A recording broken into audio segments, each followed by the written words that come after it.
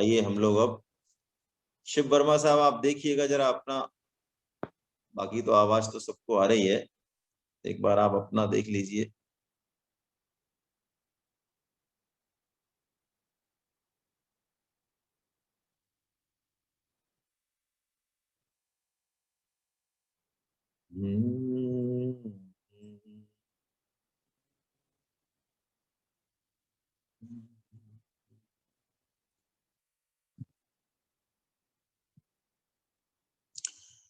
नारायणं नारायणं नमस्कृत्यं नरं चैव नरोत्तमं देवीं सरस्वतीं व्यासं ततो जयमुदीरये।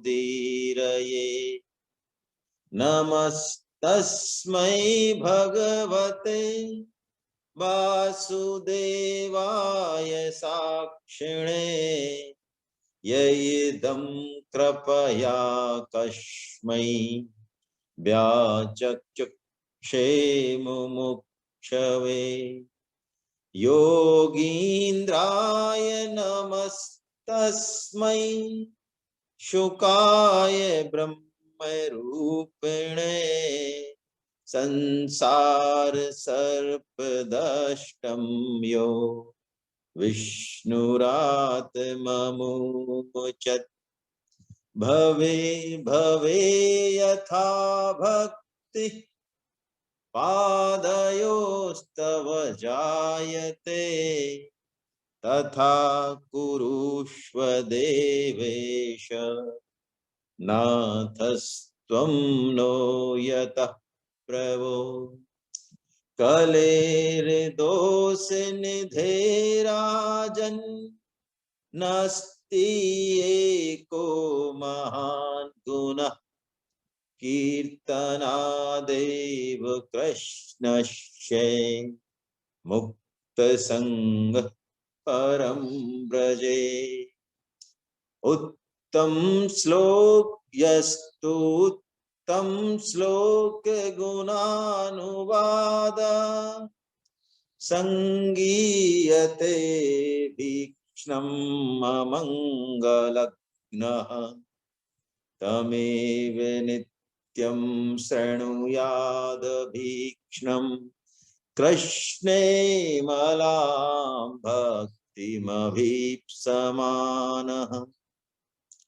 यन्नामधेयं म्रियमाणयातुरः पतन्निस्खलन् वा विवशो गृह्णन् पुमान् विमुक्तकर्मागलमुत्तमां गतिं प्राप्नोति यस्यति न तं कलो जना। श्रीमद्भागवतं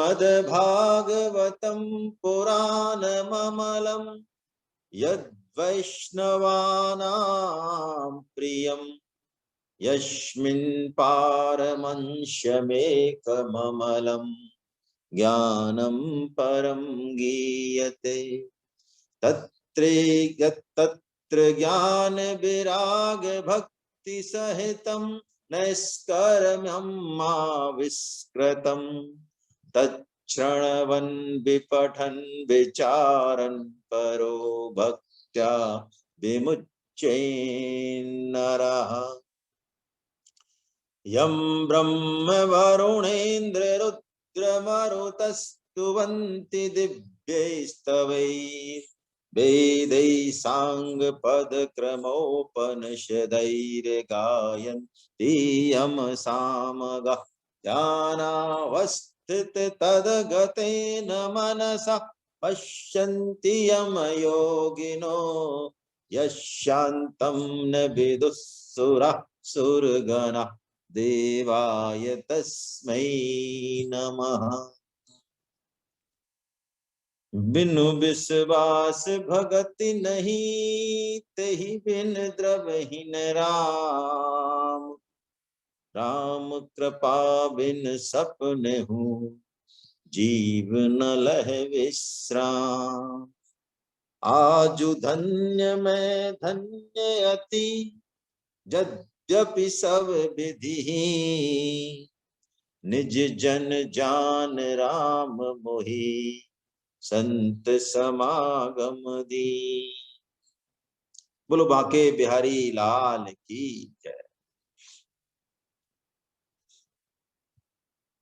भगवान श्री कृष्ण का स्वधाम गमन हो गया है, कलयुग प्रारंभ हो गया है। भगवान सुखदेव जी परीक्षित महाराज को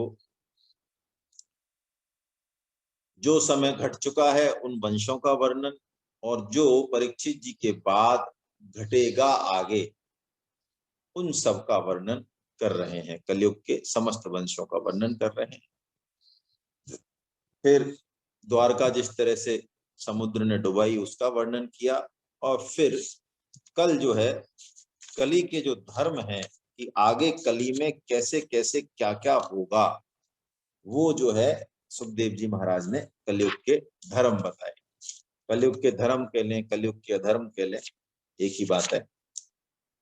अब कल जो ध्यान से श्रवण कर रहे हैं वो तो इतना डर गए होंगे कलयुग का वर्णन सुन के, तो सुखदेव जी महाराज आज भी डराएंगे थोड़ा बहुत और।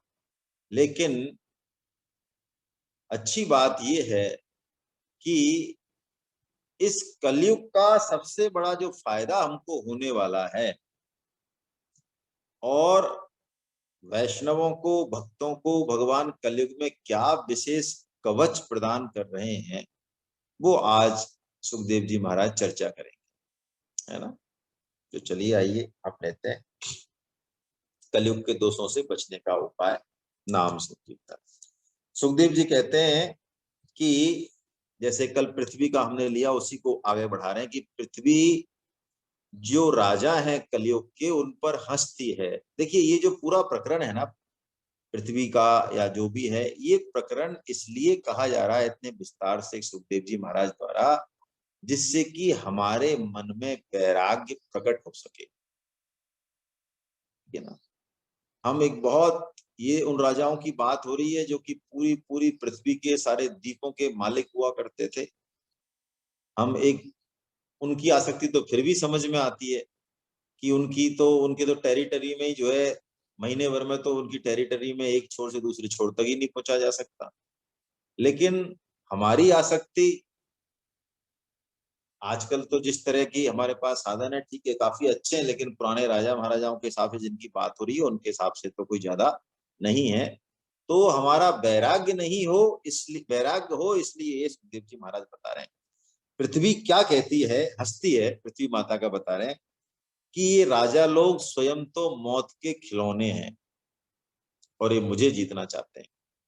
इन सबको ये पता है राजाओं को कि एक ना एक दिन वो मर जाएंगे, फिर भी वे कामना के कारण अंधे हो रहे हैं। और उनका जो ये शरीर है, जो कि वो कह रही हैं पानी के बुलबुलों के समान क्षण भंगुर है शरीर।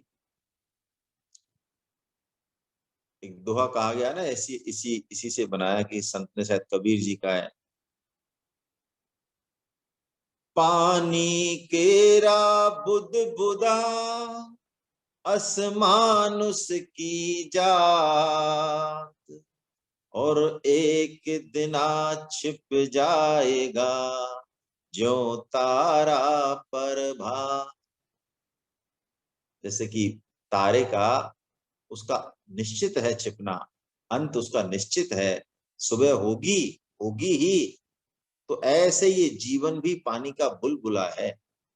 तो वो कह रहे हैं कि इस पानी के बुलबुले के समान जो क्षण भंगुर शरीर है उस पर ये विश्वास कर बैठते हैं, और फिर जो है आपस में ये लड़ते हैं कि पृथ्वी मेरी है, वो कहता है नहीं मेरी है, मेरी है।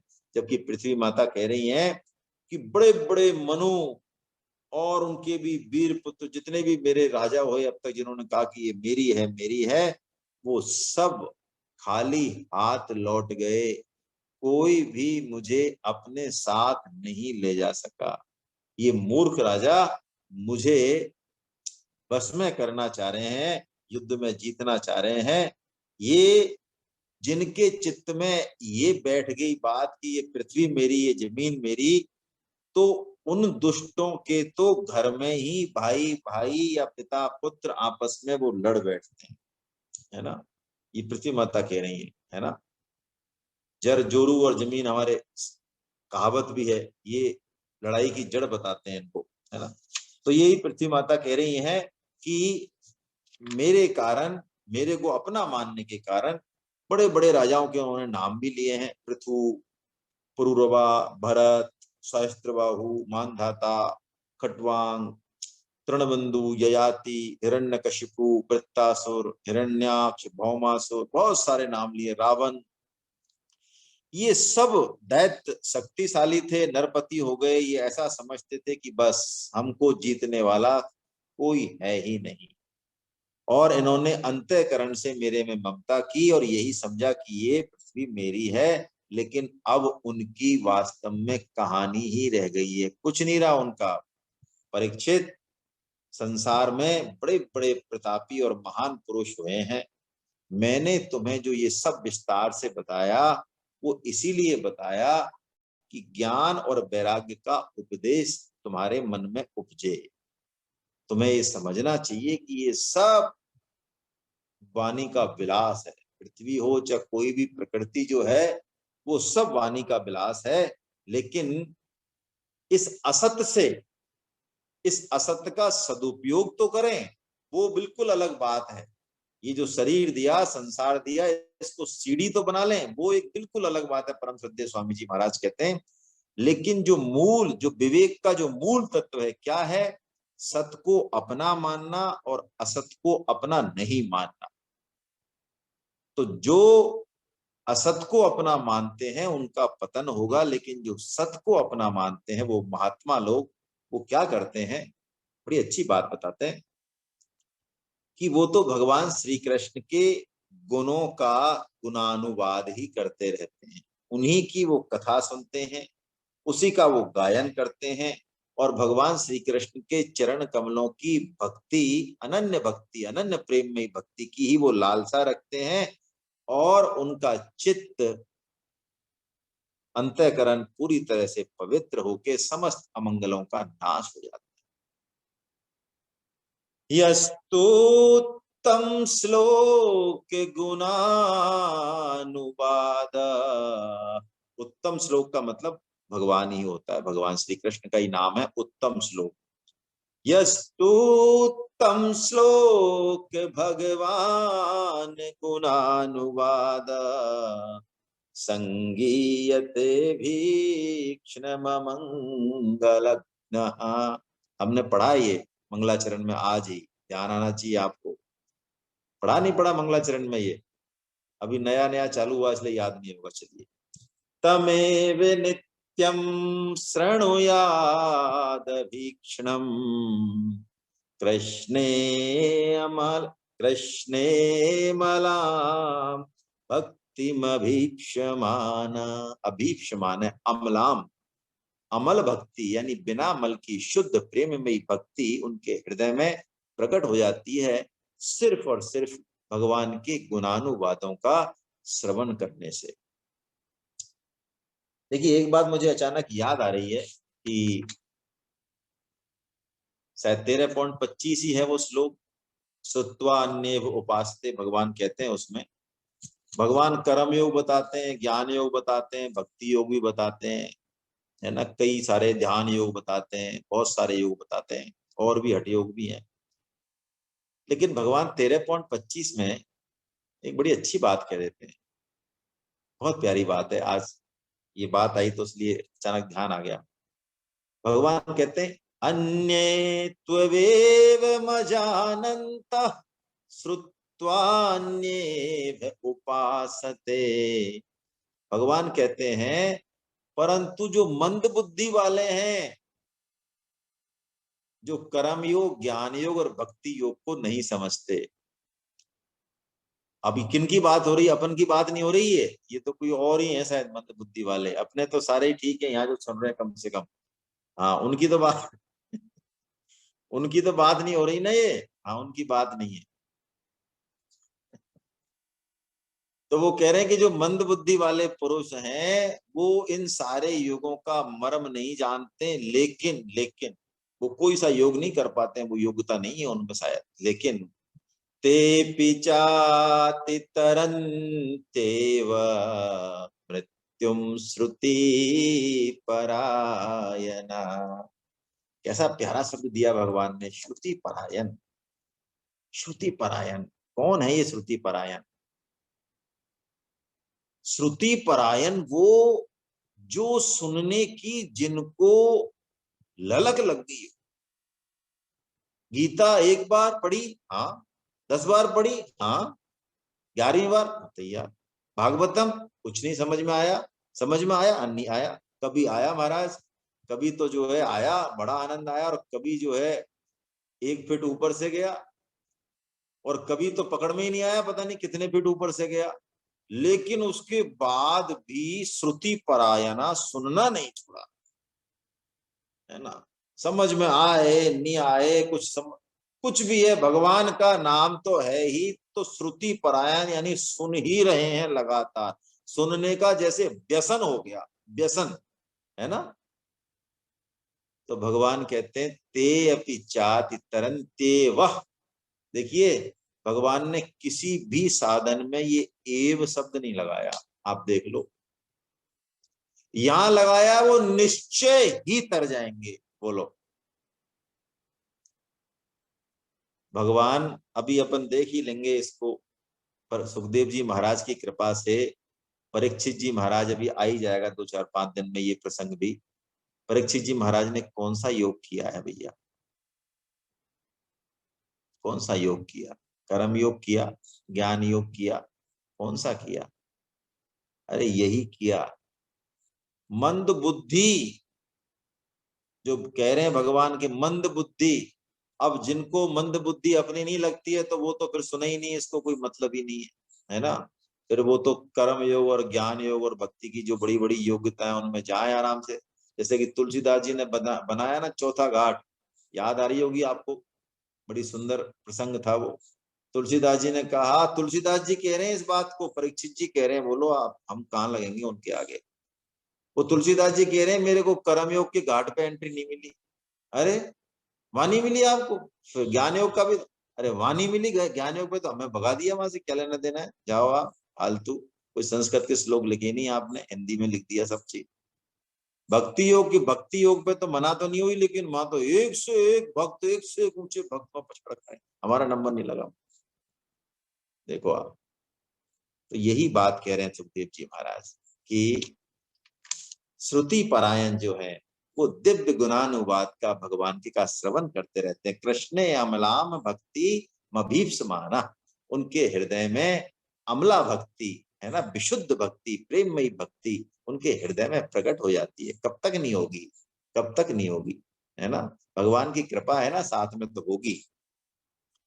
अब बड़ा अच्छी बात आ रही है।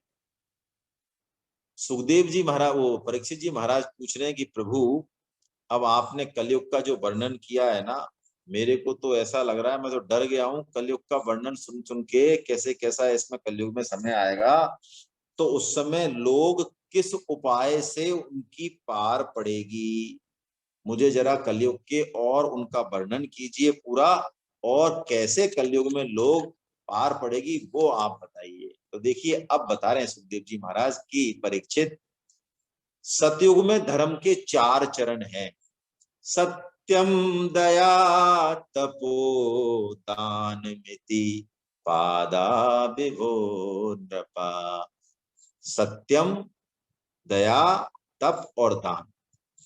तो सतयुग में सभी लोग ये बड़े संतोषी दयालु होते हैं, सतोगुण उनमें बहुत अच्छा होता है, आत्माराम होते हैं, बड़े सतयुग कृतयुग का तो बड़ा अच्छा है। फिर क्या होता है, त्रेता युग आता है। तो परीक्षित धर्म के जैसे 4 चरण हैं, ऐसे ही अधर्म के भी 4 चरण हैं। अधर्म के 4 चरण कौन से? सत्य का उल्टा कर दो असत्य, है ना, दया का उल्टा कर दो हिंसा, असंतोष और कलह, कलह होगी। तो ये जो अधर्म के 4 चरण हैं, ये त्रेता में 25-25% घुस जाते हैं उनमें। यानी वो 3/4 3/4 रह गए। द्वापर में आधे आधे रह गए, और अब कलयुग में 1/4 1/4 1/4 ही है। 3/4 3/4 उन्होंने डकैतों ने कब्जा कर लिया, और ये 1/4 भी धीरे धीरे धीरे धीरे धीरे धीरे कम होते जाएंगे। तो द्वापर में, त्रेता में जो लोग कैसे होते हैं उनका सबका वर्णन कर रहे हैं कि त्रेता के लोग धर्म अर्थ काम का त्रिवर का जो है सेवन करते हैं, बड़े तपस्वी होते हैं, कर्म कांड भी अच्छा करते हैं। और द्वापर में वो भी वेद अध्ययन में कर्म कांड में बड़े वैसे होते हैं। और कलयुग में तो धर्म के चारों चरण छीन होने के कारण इनका थोड़ा थोड़ा प्रभाव फिर रहता है। तो अब देखिए, इसमें एक बड़ी अच्छी बात सुखदेव जी महाराज बता रहे हैं। ये तो हो गया युग का प्रभाव। अब समझिए आप इस चीज को, ये बहुत महत्वपूर्ण बात है। सतयुग में भी तमो रजो प्रधान मिलते हैं कुछ, और कलयुग में भी भगवान के शुद्ध भक्त मिलते हैं, क्योंकि इनका कभी क्षय नहीं होता घोर कलयुग में भी। तो एक तो हो गया युग, और एक हमारा खुद का युग है अपना। अपना जो हम में खुद में 3 गुण होते हैं, सत्य रज और तम। तो देश काल परिस्थिति के हिसाब से और हमारा जो अंतःकरण है उसके हिसाब से भी गुणों का विकास होता है। तो कलयुग में भी उनका कहना सुखदेव जी महाराज का ये है कि कलयुग में भी हम सतोगुण का विकास करके और भगवान के प्रेमी बन सकते हैं। अब आप कहें कि साहब कलयुग दिक्कत करेगा, नहीं, कलयुग दिक्कत नहीं करता। कलयुग कभी भी वैष्णवों को परेशान नहीं करता, है ना। हालांकि कलयुग के वो गुण बता रहे हैं आगे, पहले इसके बाद बताएंगे इस बात को। तो हम तभी देखेंगे। पहले वो बता रहे हैं कलयुग में, और थोड़ी सी बात बता रहे हैं कलयुग की कि कैसे कैसे लोग कलयुग में हो जाते हैं। सतयुग में तो सतोगुण प्रधान होंगे। त्रेता में त्रेता में भी जो है सतो और रज प्रधान होंगे, और द्वापर में रज और तम प्रधान होंगे, और कलयुग में तो तमह प्रधान ज्यादा होंगे। रज और तम ही प्रधान, तम ज्यादा रज कम, है ना। अब वो कह रहे हैं कि ऐसे कलयुग में लोगों की दृष्टि बड़ी क्षुद्र हो जाती है ना। उनका भाग्य तो होता है बहुत मंद, लेकिन चित्त में कामनाएं होती हैं बहुत बड़ी बड़ी, है ना। और अपने आप को ऐसा समझते हैं, अहंकार उनके मन में ऐसा होता है। तुलसीदास जी बड़ा अच्छा वर्णन करते हैं इसका उत्तरकांड में कि लघु जीवन संबत पंचदशा। लघु जीवन, कलयुग में जीवन कितना रह गया, 50 साल रह गया, 100 से घट के। लघु जीवन संबत पंचदशा, कल्पांत नास गुमान असा। कि मेरा तो कभी भी, मेरी मृत्यु तो ब्रह्मा जी के संग ही होगी, उससे पहले तो कोई होगी नहीं। ऐसा घमंड उनके मन में रहता है, ऐसा अहंकार रहता है। और वो दंभी पाखंडी होते हैं, और उदर पूर्ति में शिष्णो दरा परा तुजा, ऐसा कहा। यानी ब्राह्मण भी शिष्ण, काम और उदर, इसकी पूर्ति में ही लगे रहते हैं। गृहस्थ दूसरों को भिक्षा देने के बदले खुद ही भीख मांगते हैं। ब्रह्मचारी भी अपवित्र रहते हैं, और स्त्रियों का भी आकार छोटा हो जाता है, पर उनकी भूख बढ़ जाती है। वो कुल की मर्यादा को, लाज हया को त्याग देती है, कड़वी बात कहती है, चोरी और कपट में निपुण हो जाती है। ऐसे ही व्यापारियों के हृदय भी अत्यंत क्षुद्र हो जाते हैं। वो कौड़ी कौड़ी और छदाम के लिए भी आपस में धोखाधड़ी करने लगते हैं। झूठ तो इनके बिल्कुल, झूठ का तो इनका आधार है। जैसे तुलसीदास जी महाराज कहते हैं ना, क्योंकि सत्य का पहला चरण ही सबसे ज्यादा अफेक्टेड होता है। दान तो फिर भी रहता है कलयुग में, कि झूठ ही लेना झूठ ही देना, और झूठ ही भोजन झूठ चबेना। झूठ से ही चल रहा है काम सारा, है। अरे लोभ ही ओढ़न, लोभ ही डासन, बिस्तर कौन सा उनका, लोभ का, बस चाहिए ही चाहिए। और शिष्णोदर पर जमपुर त्रासन, यमपुरी की यात्रा हो रही है, लेकिन लोभ के मारे झूठ का मामला जो है ना, बड़ा ये एक कॉलेज टाइम की बात मैं आपको निवेदन कर देता हूँ कि छात्र जीवन में किराए पे रहते थे, तो हमारे उसी मकान में ही एक पंडित जी रहा करते थे। बड़े अच्छे पंडित थे, कर्मकांडी, बड़े बान भी थे, हंसमुख थे थोड़े। तो शाम को वो दूध पीते थे। एक चौक में पहले सभी बैठते थे, सभी एक साथ ही बैठते थे लगभग, तो चौक में अपनी अपनी खाट बिछा लेते, तो दूध पीते थे वो शाम को, रात को। तो रोज उनका ये काम था, बहुत टेंशन दी उन्होंने मेरे को। रोज उस पंडितानी को वो कहते, अरे तुमसे मैंने कितनी बार मना किया है, ये कितनी बादाम काजू ही काजू भर दी इसमें, बादाम और काजू ही दूध नहीं पिया जा रहा है, रोज कहते। और मेरे को बड़ा टेंशन होता है, हमारे तो ये इतना काजू बादाम इनके इतना क्यों डालती है ये भाई। तो एक दिन मेरे ब्रदर जो थे, उनको वो लेट आते थे हॉस्पिटल से, तो मैंने उनसे कहा मैं कि ये पंडित जी तो वास्तव में हमें बहुत, उन्होंने कहा एक सिंगल बादाम और काजू नहीं है, कभी तुमको मौका मिले तो इनका क्लास दे। तो ऐसा ही हुआ, एक दिन लाइट चली गई तो मैंने देखा, तो वो बिल्कुल पतला सा दूध था एकदम, उसमें कोई काजू बादाम का तो नाम निशान नहीं। हालांकि वो तो खैर थोड़ा सा उसके लिए करते थे, उनका कोई भाव ऐसा नहीं था। लेकिन कहने का मतलब, कलयुग में झूठे ही देना और झूठे ही लेना और झूठे ही भोजन, झूठ चवेना, ऐसा हो जाएगा। परीक्षित, कलयुग के लोग बड़े लंपट हो जाते हैं। वो काम वासना को तृप्त करने के लिए ही किसी से प्रेम करते हैं, है ना। और काम वासना के इतने अधीन हो जाते हैं, विषय वासना के, कि माता पिता, भाई बंधु और मित्रों को छोड़कर केवल अपनी साली और सालों से सलाह लेने लगते हैं। नारी बिवस नर सकल गोसाई, नाचहि नर मर कट की नाई। चेहरे खिल रहे हैं भाई, इस चौपाई पे बहुत लोगों के चेहरे खिल रहे हैं। बड़ा पता नहीं, लोगों को बड़ा आनंद आ रहा है इसमें। कोई कह नहीं पा रहा है अपनी अपनी बात, लेकिन सब हंस रहे हैं। हाँ, मातु पिता गुरु बेप्र न मानही, और आप गए और घाल ही आने ही। यानी माता पिता गुरु और विप्र, इनकी नहीं माननी है, और खुद भी डूबेंगे और सबको डुबोएंगे। और वो कहते हैं तपस्वी कौन, कि जो जटा बढ़ा ले, नाखून बढ़ा ले और बस बेस पहन ले, वो तपस्वी। जाके नख अरु जटा विशाला, सोई तापस प्रसिद्ध कली काला। और वर्ण धर्म तो सब खत्म हो जाएगा, है ना। शूद्र करही जप तप व्रत नाना, बैठी बरासन कहीं पुराना। वो कहते हैं परीक्षित, कलयुग में कपड़े भी व्यक्ति अपने तन को ढकने के लिए नहीं पहनेंगे। ये देखो इसमें लिखा हुआ है ऐसा, है ना। कपड़े मतलब तन को ढकने की जगह दिखाने के लिए ज्यादा पहनेंगे। और ऐसे ही स्नान आभूषण वगैरह का भी सब गड़बड़ सड़बड़ हो जाएगा, दमड़ी दमड़ी के लिए लड़ेंगे।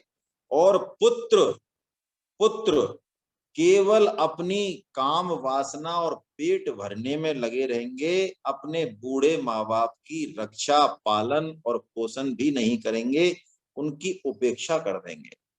ऐसे ही पिता भी जो योग्य पुत्र है, मान लो, है ना, योग्य पुत्र है, लेकिन नहीं कुछ कर पा रहा है, धन नहीं कमा रहा है, तो उसकी परवाह नहीं करेंगे, उसको अलग कर देंगे, है ना, कि ये तो बेकार का है, ऐसा क्या लेना देना। तो ये ऐसा बात हो जाएगी, है ना। तो अब वो बता रहे हैं कि प्रभु, अब आपने तो इतना डरा दिया इस कलयुग के लिए, और अभी तो चलो सतयुग चल रहा है, लेकिन आने वाले समय भी तो मामला होगा।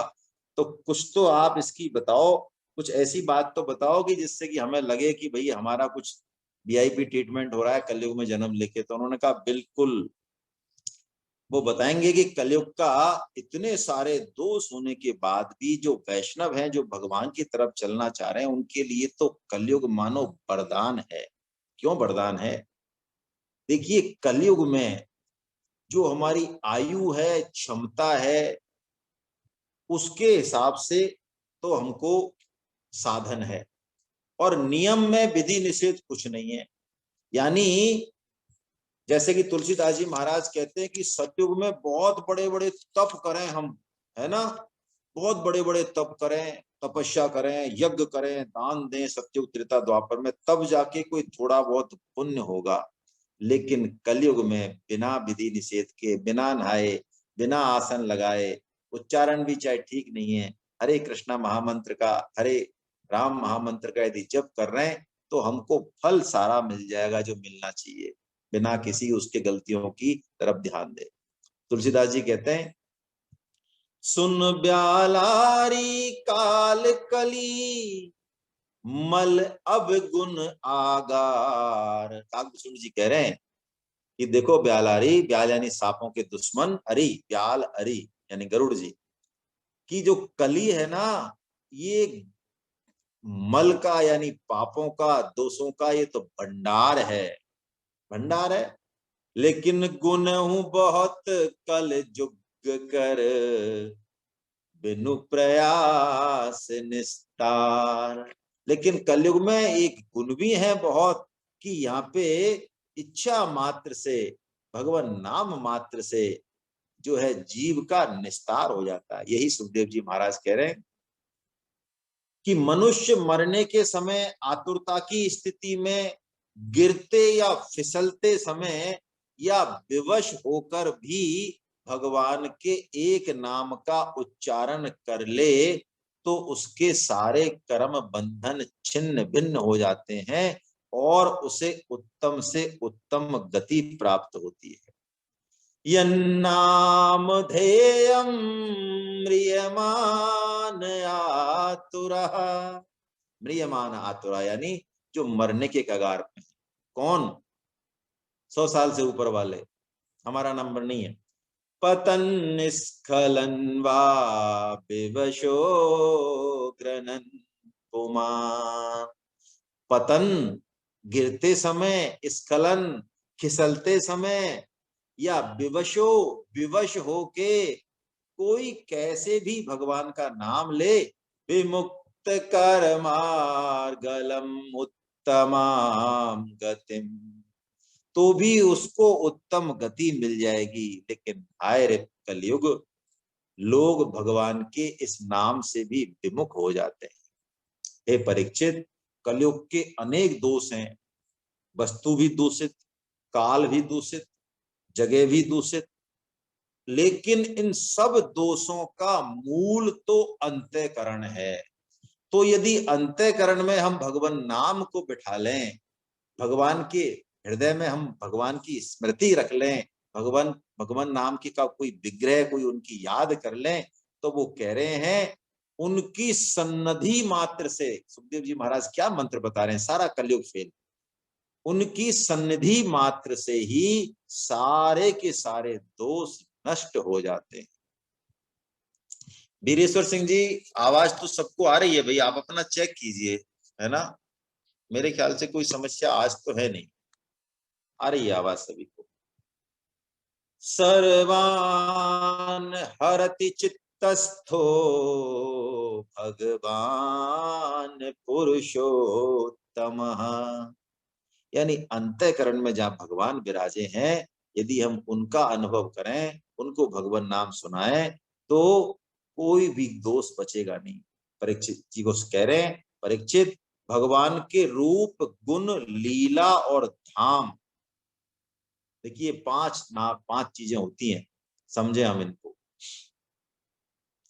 गुण, भगवान का नाम सबसे पहले, तो भगवान के गुण दूसरे नंबर पे, भगवान के रूप है, ऐसा ऐसा रूप है, ऐसे ऐसे श्लोक हैं, ऐसा ऐसा वर्णन है, भगवान की लीला, एक से एक लीला है भागवतम में, और है ही क्या है ना, पूरी जिंदगी जो है इसमें तैरते रहो, उतरते रहो, डूबते रहो, तो भी इसका अंत नहीं आना, ऐसा बढ़िया सिस्टम है।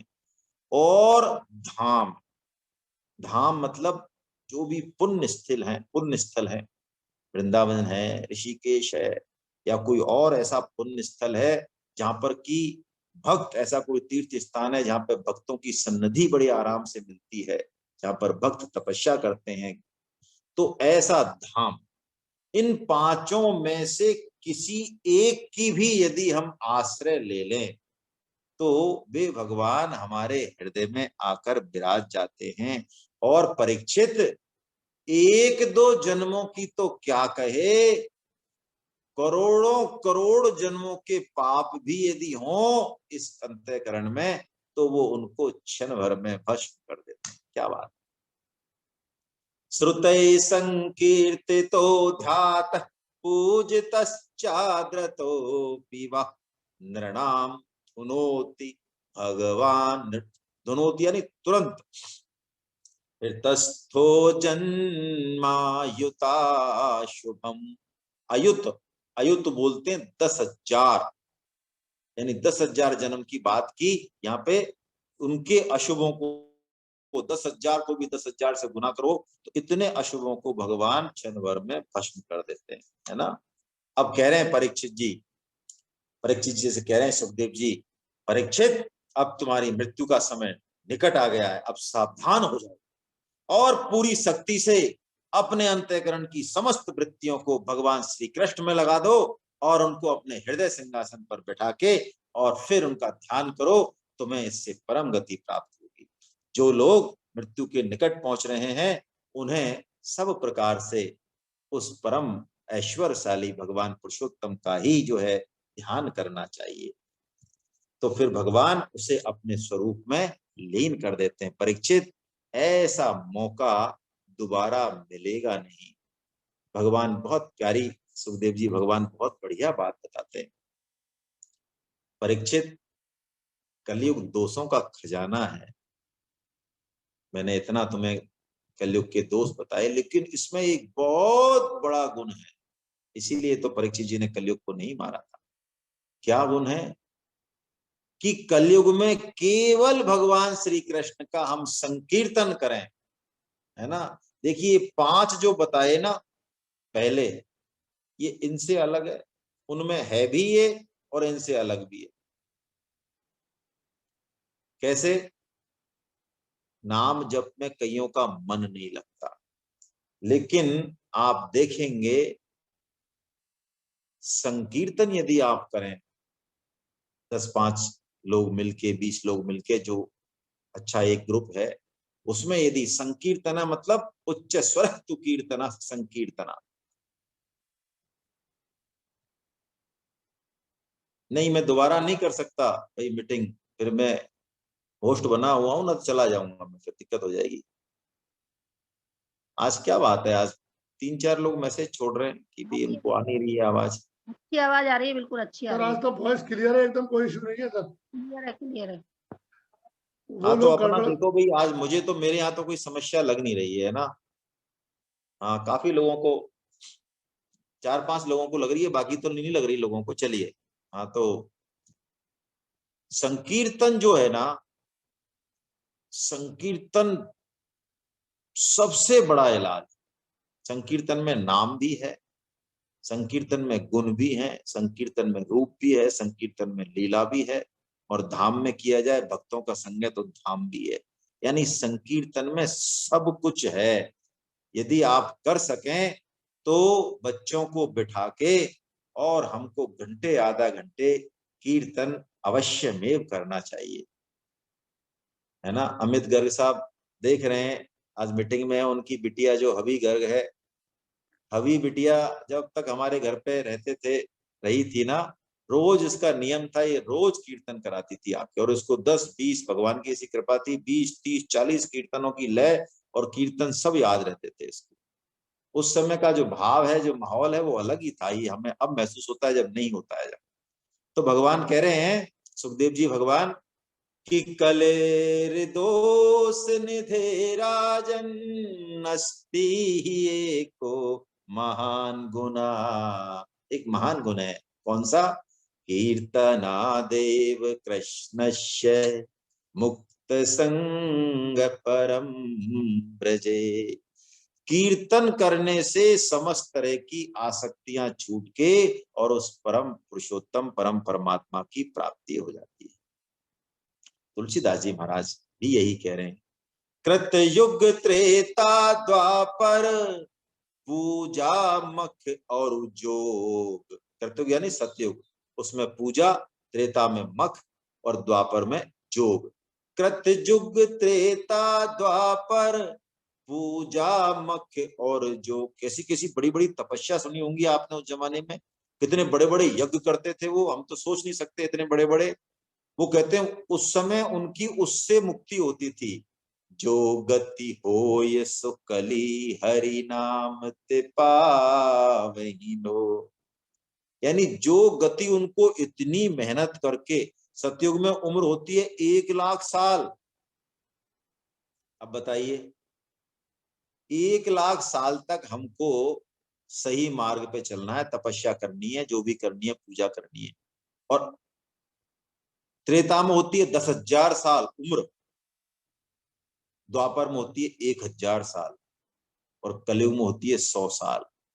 100 में से भी मान लो आप 70, 80, और उसमें से भी क्या हुआ 40-50 तो हमने खो दिए, है ना, नहीं सुनी किसी की। तो अब हमको कितना सा इंद्रिय संयम करना है बताइए।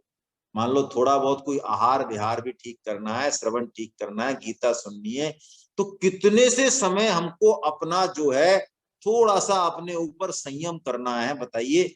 इससे ज्यादा और क्या भगवान की कृपा हो सकती है।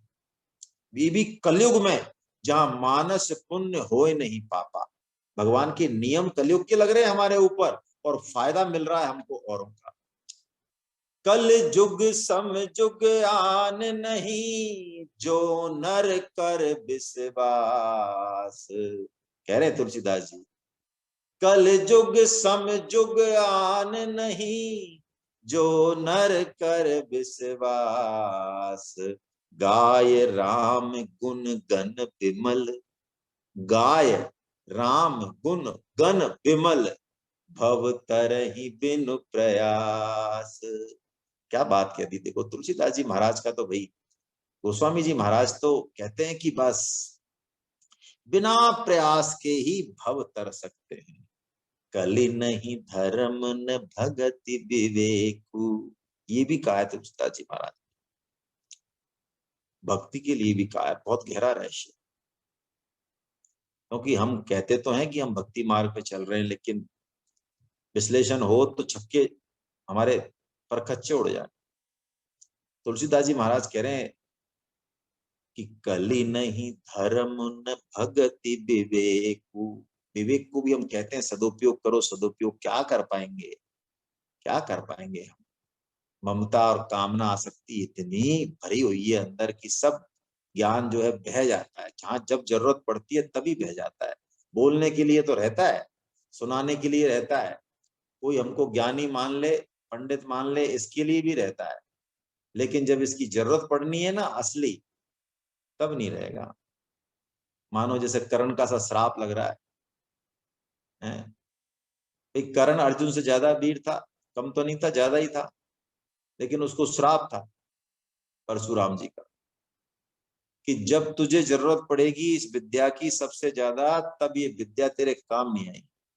ऐसा ही हमारे हम करते हैं विवेक के साथ से ही पूछा जाए तो। तुलसीदास जी महाराज इसको जानते हैं, गोस्वामी जी महाराज वो कहते हैं कलि नहीं धर्म न भगति विवेकु, राम नाम अवलंबन एकु। ऐसी बात कहते हैं तो तुलसीदास जी महाराज भी और भगवान सुखदेव जी भी वो यही कह रहे हैं। अरे परीक्षित, सतयुग में भगवान का ध्यान करने से, त्रेता में बड़े बड़े यज्ञ करने से, उनकी आराधना करने से, और द्वापर में विधि पूर्वक पूजा से, सेवन से, यज्ञों से जो फल मिलता है वो केवल और केवल कलयुग में भगवान नाम कीर्तन करने से मिल जाता है। गोविंद भज गोविंदम बाल मुकुंदम, परमानंदम हरे हरे।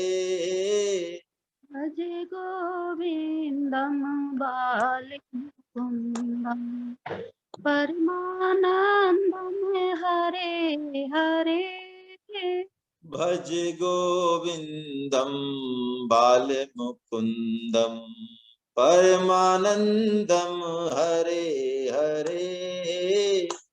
भज गोविन्दं बालमुकुन्दं परमानन्दमे हरे हरे भज गोविन्दं बालमुकुन्दं भज गोविन्दं गोविन्दं बालमुकुन्दं भज गोविन्दं बालमुकुन्दं भज भज गोविन्दं गोविन्दं बालमुकुन्दं परमानन्दं हरे हरे भज गोविन्दं भज गोविन्दं भज गोविन्दं मूढ़मते भज गोविन्दं भज गोविन्दं भज गोविन्दं मूढ़मते।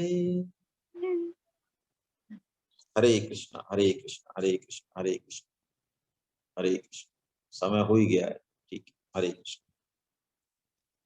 किसी के मन में कोई शंका हो तो हम कर लेते हैं।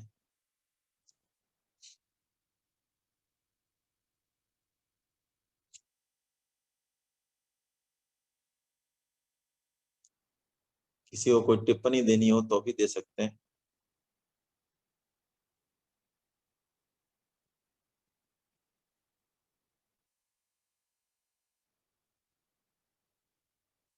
अपने आप को अनम्यूट कीजिए गर्ग साहब।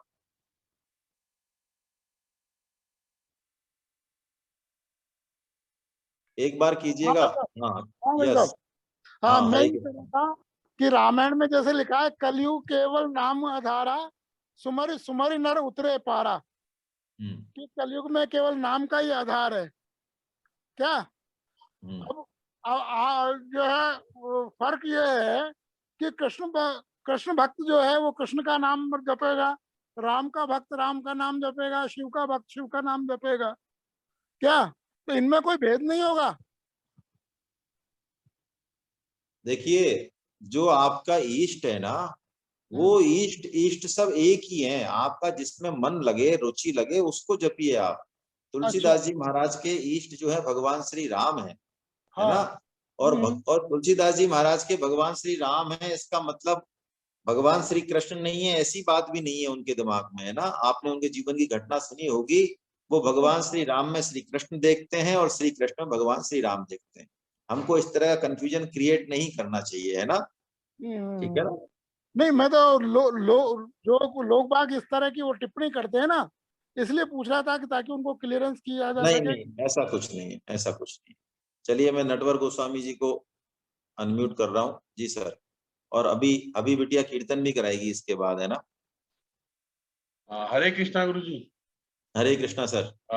थोड़ी सी एक जैसे भ्रांति की बात चली ना, वैसे एक भ्रांति और सुनने में आती है कि भागवत का और इनका जो अध्ययन है ना, रात में नहीं करना चाहिए। ये सही है या गलत है?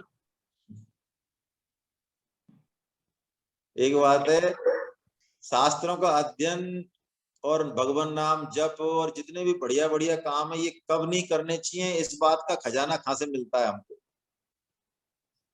ये कहाँ से मिलती है सूचनाएं, मुझे ये नहीं पता चलता है। करने चाहिए। 99% तो शास्त्र चिल्ला रहे हैं करने चाहिए करने चाहिए, उस पर ध्यान नहीं है, और नहीं करने पे बड़ा जोरदार ध्यान है। देखो, संध्या काल जो है ना, सुने आप थोड़ा सा बस। संध्या काल, क्योंकि संध्या काल जो है, संध्या का एक विशेष महत्व है। संध्या में 2 युगों का परिवर्तन होता है। वो चाहे प्रलय हो, चाहे सर्ग हो, चाहे कलयुग हो, चाहे सतयुग हो, चाहे दिन हो, चाहे रात हो, सब में एक संध्या होती है, एक बफर सिस्टम होता है।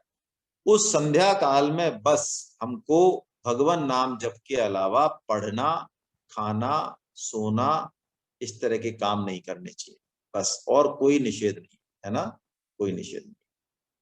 चलिए, मैं अमित जी को जो है अनम्यूट कर रहा हूं। हाँ अमित जी, आप कीर्तन करवा लें। हरे कृष्णा। हरे कृष्णा। हरे कृष्णा हरे कृष्णा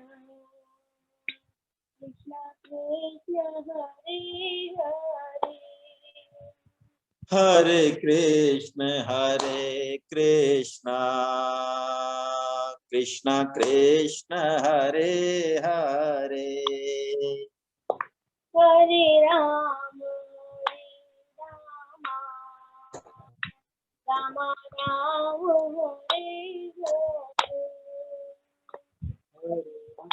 राम हरे राम राम राम हरे हरे, हरे कृष्ण कृष्ण कृष्ण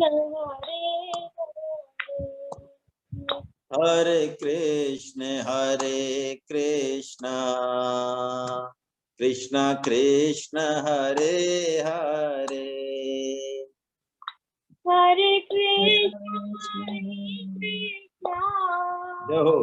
कृष्ण कृष्ण हरे हरे हरे कृष्ण कृष्ण कृष्ण हरे हरे,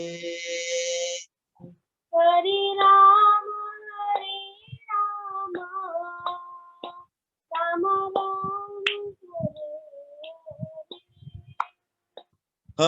राम हरे राम राम राम हरे हरे,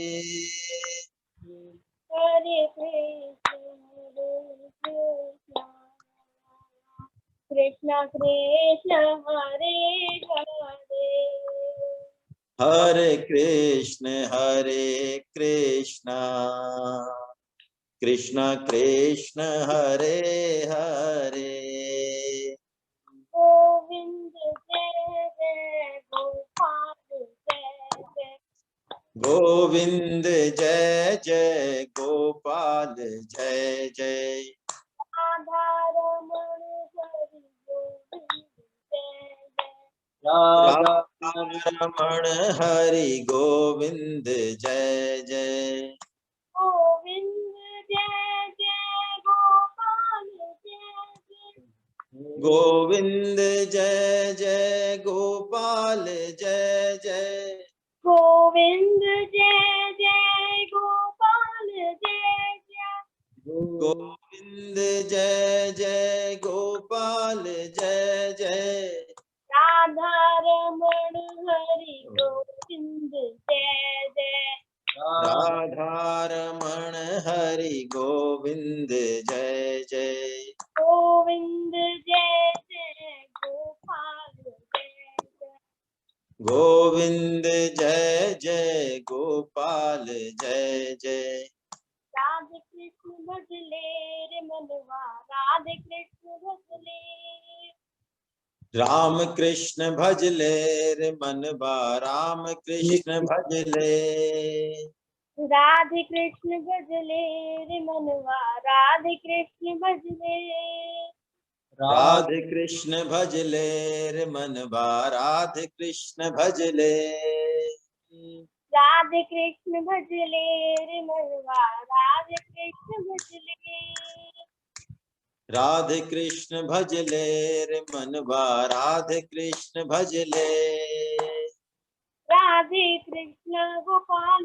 कृष्ण राधे कृष्णा गोपाल कृष्णा राधे कृष्ण गोपाल गोपाल कृष्णा राधे कृष्णा गोपाल कृष्णा, राधे कृष्ण गोपाल कृष्ण कृष्णा राधे कृष्णा गोपाल कृष्णा, राधे कृष्ण गोपाल कृष्ण राधे कृष्णा गोपाल कृष्णा, राधे कृष्ण भजले रे मनवा राधे कृष्ण भजले हे राधे कृष्ण भजले रे मनबा राधे कृष्ण भजले, हरे कृष्णा हरे हरे कृष्ण हरे कृष्ण, नाम संकीर्तनम यस्य नाम संकीर्तनम यस्य सर्व पाप प्रणाशनम, सर्व पाप प्रणाशिनम प्रणामो दुःख समनस्तं नमामि हरिं परम, प्रणामो दुःख समनस्तं नमामि हरिं परम्। बोलो वृंदावन बिहारी लाल की जय, बोलो बांके बिहारी लाल की जय, बोलो राधा गोविंदे सरकार सरकार की जय, अर्जुन के सखा भगवान श्री कृष्ण की, कृष्ण की जय, मीरा के गिरधर नागर की, जय सूर के घनश्याम की, जय, वृषभानु सुता राधा रानी की, जय मर्यादा पुरुषोत्तम भगवान श्री राम की, जय, जानकी माता की, जय गौ माता की, जय, धरती माता की, जय साधक संजीवनी की, जय, श्रीमद् भागवत महापुराण की, जय सत्य चूड़ामणि श्री श्री सुखदेव जी महाराज की, जय, सब संतों की, जय सब भक्तों की, जय, अनंत कोटि वैष्णव वृंद की, जय आज के आनंद की। आप जय। सभी वैष्णवों को मेरा हरि बोल। प्रणाम। अभी बिटिया सर को एक बहुत मिनट, एक मिनट हाँ, सर। हरे बताएं। कृष्णा। हरे कृष्णा। आप सभी को स्मरण कराने के लिए सूचना है कि 24 तारीख तक हम रजिस्ट्रेशन करेंगे, तो आप इसको 24 तक पूर्ण कर दें। अपने 900 करीब हो चुके हैं, 1000 का टारगेट है, तो हो उसको जाएंगे। अपन पूरा करवा दें। 24 को अपन इसको क्लोज कर देंगे, फिर उसके बाद व्यवस्था संभालेंगे इसकी जो भी करना है। तो बस यही निवेदन करना था सबको। हरे कृष्णा। बहुत बढ़िया। सबको पुनः जय जगन्नाथ, जय जगन्नाथ। कल मिलते हैं। जय जगन्नाथ, जय जगन्नाथ।